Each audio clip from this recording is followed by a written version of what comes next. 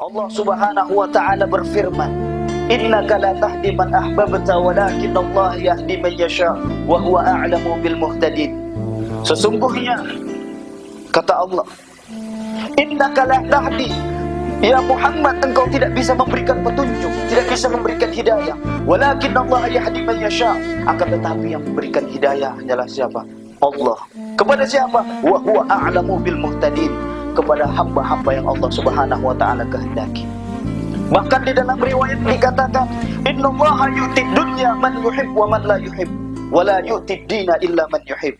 Maksudnya apa? Allah Subhanahu wa taala memberikan dunia man yuhib wa man la yuhib, kepada orang yang Allah cintai dan orang yang tidak Allah cintai. Kenapa demikian?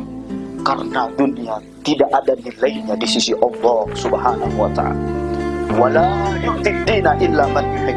Akan tetapi tidak diberikan agama, tidak diberikan hidayah, tidak diberikan petunjuk oleh Allah Subhanahu wa taala illa man yuhib, melainkan hamba-hamba yang Allah Subhanahu wa taala kehendaki, hamba yang Allah cintai. Tidak ada satu orang pun yang mampu menggerakkan batang tubuhnya, tidak ada satu orang makhluk pun yang bisa hadir di majelis-majelis ilmu seperti ini, melainkan hamba-hamba yang Allah Subhanahu wa taala gerakkan di dalam sanubari orang tersebut, sehingga ringan langkahnya untuk menghadiri majelis-majelisnya ilmunya Allah Subhanahu wa taala. Dulu ada seorang sahabat yang bernama Thumamah. Thumamah berasal daripada negeri Yamamah. Beliau itu terkenal sekali banyak membunuh sahabat-sahabat Rasul Shallallahu Alaihi Wasallam. Banyak nyawa sahabat Nabi besar Muhammad hilang di tangannya Thumamah. Pada suatu waktu Thumamah kena apes bahasanya. Dia ditangkap oleh para sahabat, kemudian dia diikat di salah satu tiang masjidnya Nabi besar Muhammad Shallallahu Alaihi Wasallam. Kemudian hari pertama Rasul Shallallahu Alaihi Wasallam mendatangi Thumamah. Ya Thumamah, kaifa halukum ya Thumamah? Gimana kabarmu wahai Thumamah? Taib ya Muhammad. Baik, kata Thumamah. Udkhul fi Islam ya Thumamah. Masuklah kamu ke dalam agama Islam. Apa jawab Thumamah? Ya Muhammad, kalau engkau ingin membunuhku sekarang, bunuhlah aku. Kalau engkau ingin mengajakku untuk memeluk agamamu, maka aku enggan ya Muhammad. Tapi kalau engkau ingin membebaskanku saat ini, maka aku akan berterima kasih kepadamu wahai Muhammad. Mendengar jawaban Thumamah, akhirnya Rasul Shallallahu Alaihi Wasallam pun tersenyum dan meninggalkan Thumamah. Hari kedua, Rasul Shallallahu Alaihi Wasallam mendatangi Thumamah dengan pertanyaan yang sama. Ya Thumamah, bagaimana kabarmu? Kaifa halukum ya Thumamah? Jawaban Thumamah sama. Baik ya Muhammad. Masuk Islamlah wahai Thumamah. Dengan lantang Thumamah menjawab dengan jawaban yang sama. Ya Muhammad, kalau engkau ingin membunuhku saat ini, maka bunuhlah.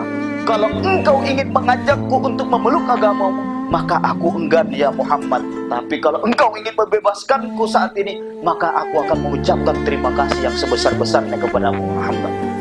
Mendengar ucapan Thumamah, Rasul Shallallahu Alaihi Wasallam pun tersenyum yang kedua kalinya, dan Rasul meninggalkan Thumamah. Di hari ketiga, Rasul mendatangi Thumamah. Ya Thumamah, dengan pertanyaan yang sama. Gimana kabarmu wahai Thumamah? Thumamah dengan lantangnya dia menjawab, baik ya Muhammad. Masuk Islamlah wahai Thumamah. Jawaban Thumamah apa? Kalau engkau ingin membunuhku ya Muhammad, bunuh sekarang juga. Kalau engkau ingin mengajakku untuk memeluk agamamu, aku enggan. Tapi kalau engkau ingin membebaskanku saat ini, aku akan berterima kasih kepadamu. Mendengar ucapan Thumamah, akhirnya Rasul Shallallahu Alaihi Wasallam memerintahkan salah satu sahabatnya untuk melepas ikatan Thumamah. Biarlah Thumamah pergi. Setelah Thumamah dilepaskan oleh Rasul Shallallahu Alaihi Wasallam dan sahabatnya, akhirnya Thumamah pergi jauh, keluar daripada kota Mekah. Pada sampai dia mau keluar daripada kota Mekah, Allah Subhanahu wa taala memberikan hidayah kepada Thumamah untuk berpikir.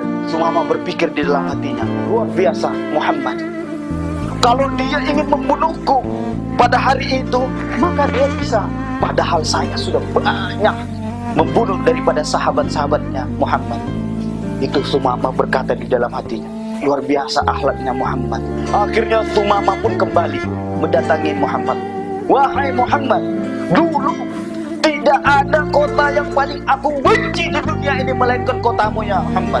Tidak ada orang yang aku paling benci di dunia ini melainkan engkau ya Muhammad. Tapi ketahuilah ya Muhammad, sekarang tidak ada orang yang paling aku cintai di muka bumi ini melainkan engkau, dan tidak ada negeri yang paling aku cintai di dunia ini melain negeri engkau ya Muhammad. Saksikanlah ya Muhammad, ana mengucapkan 2 kalimat syahadat. Subhanallah, bahwasannya hidayah semata-mata itu adalah milik Allah. Allah akan memberikan kepada hamba yang Allah kehendaki. Kita tidak bisa memaksa seseorang untuk mengikuti apa yang kita ajarkan, melainkan itu semua adalah kehendak atau hidayah dari Allah Subhanahu wa taala. Seorang Sumamah yang begitu keras hatinya, yang begitu enggan memeluk agama Islam, akhirnya dia memeluk agama Islam dengan melihat akhlaknya Nabi besar Muhammad sallallahu alaihi wasallam. Inilah kedua kita, inilah panutan kita yang kita kelak mengharapkan syafaatnya.